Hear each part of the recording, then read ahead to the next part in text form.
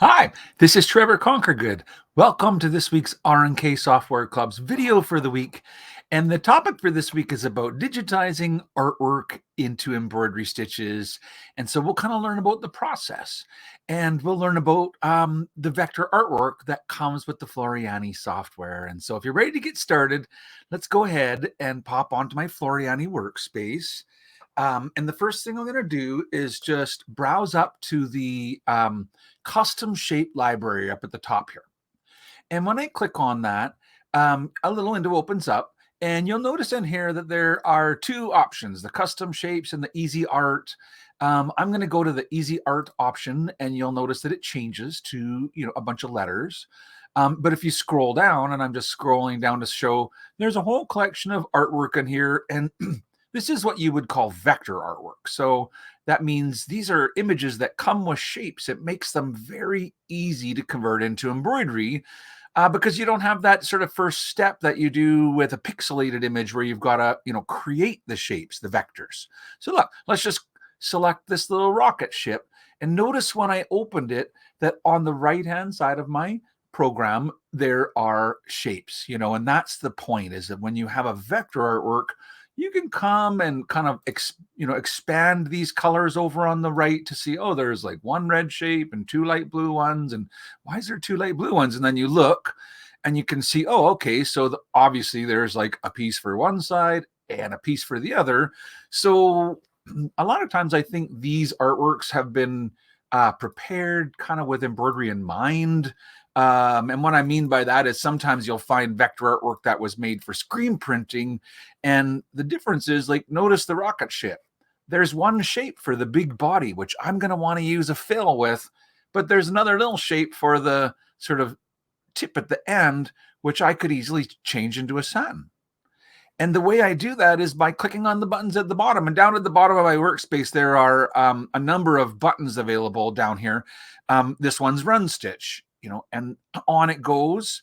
This is auto satin. This is fill. We won't have time to look at all the different styles today, but just know that when you select this fire by clicking on it, you can choose any one. If I choose Run Stitch, here, let's turn on 3D so you can kind of see it. We've made, this is an actual embroidery element, right? You can watch the stitches. So, and if you wanted it to do as a filled in area, then you would need to select it and choose the fill option. And there's a lot of options, and there's not a correct one, but maybe you want to try something interesting like the wave fill. And the wave fill kind of gives it, a little bit more of a fluid look to it. And this is the case with, most types of fills. If you come up on the left to the shape tool, it will show you the outline of the shape. It'll show you the entry point. Where will this thing start sewing? Let's put it right there. Where will it finish sewing? Also put it there. And you can control the line. So notice this is like the actual line that makes up the kind of direction of the stitches. And if I right click, it'll update so the stitches follow my line. And so if you kind of want to make your fire look, just exactly the way you envisioned it, you can come in and play with these lines and make them be wavy or whatever you like. So there, I've made some fire, and we've kind of selected the style of stitching. If you're like, I don't like the wavy, Trevor, what else have you got? We could have done a mesh fill.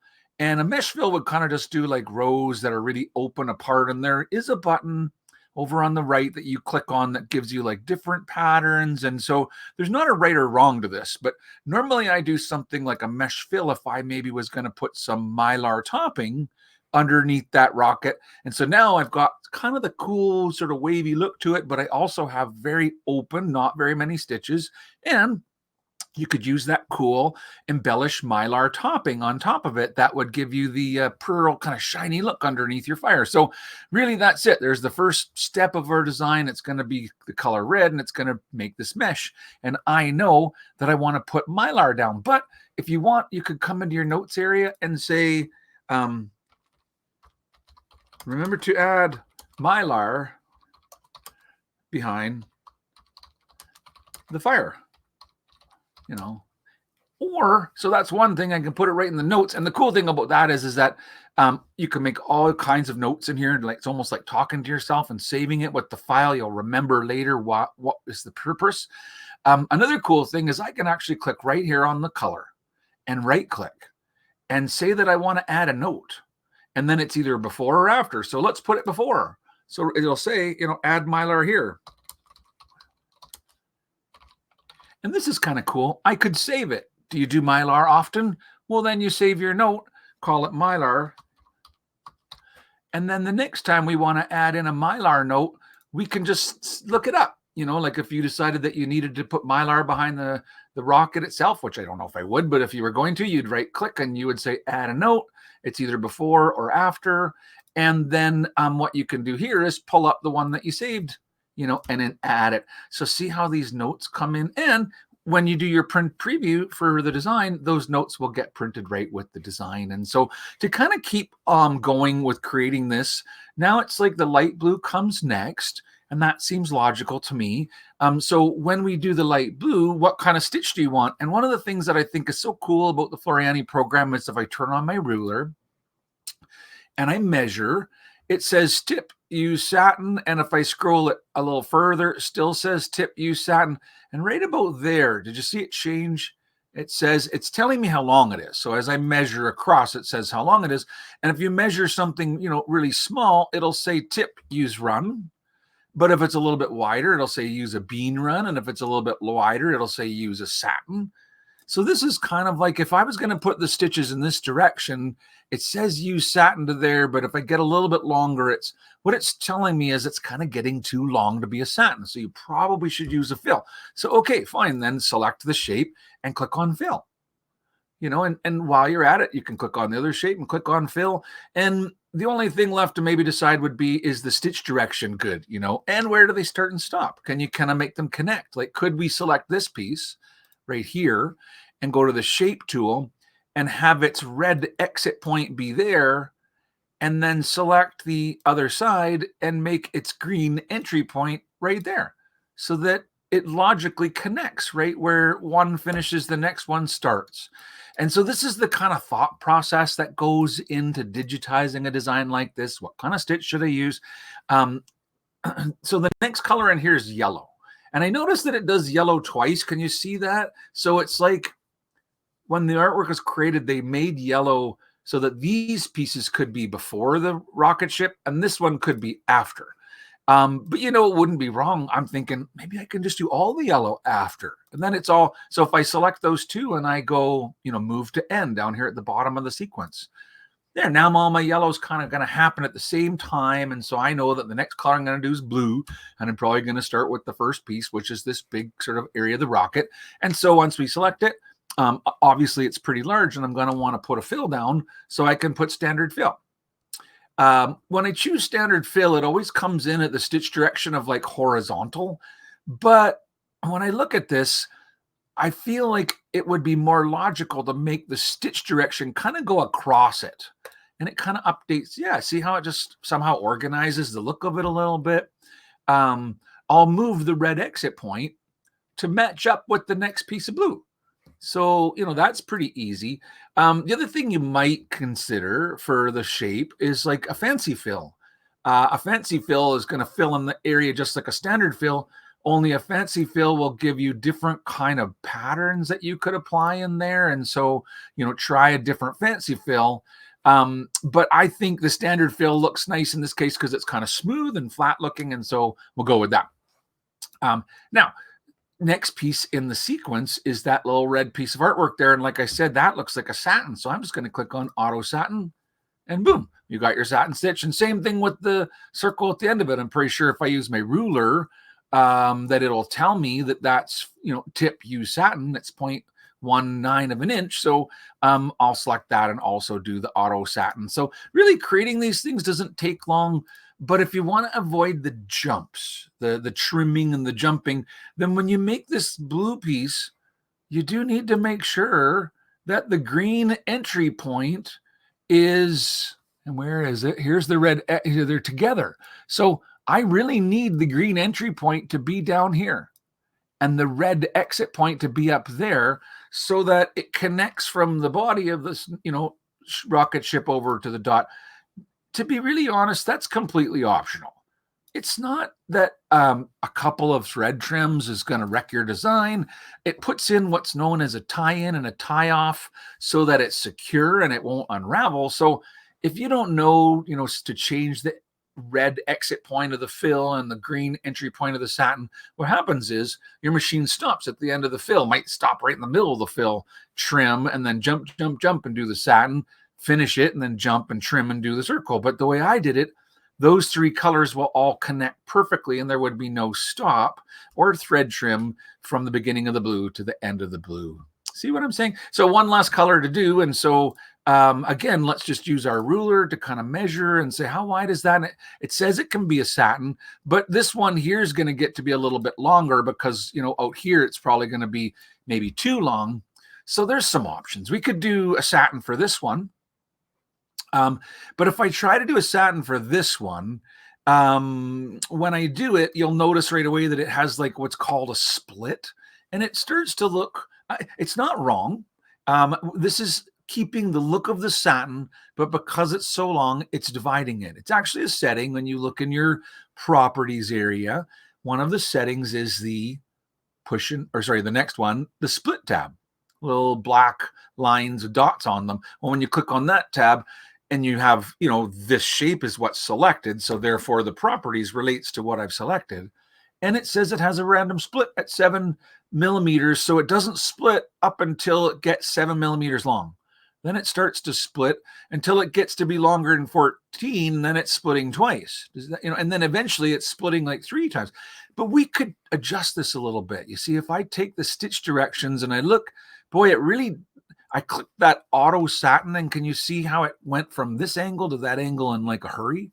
Well, what I'm going to do is adjust that a little bit, move those angle lines and say, you know what, maybe I don't need it to come all the way to the edge. Maybe something like this would be kind of a neater way to do it. So we'll still have the effect of the stitches kind of turning with the shape, but I'm just making it turn a little more gradually, starting right at the beginning. Yeah, now if I right click, it'll update. And so that doesn't look too bad, right? I was able to kind of organize the stitches a little bit.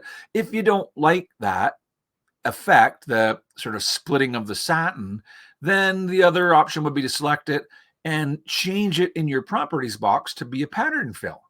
And a pattern fill will put in much more needle points. It'll make it more stitches, but it'll take away that look, gives it a flatter texture.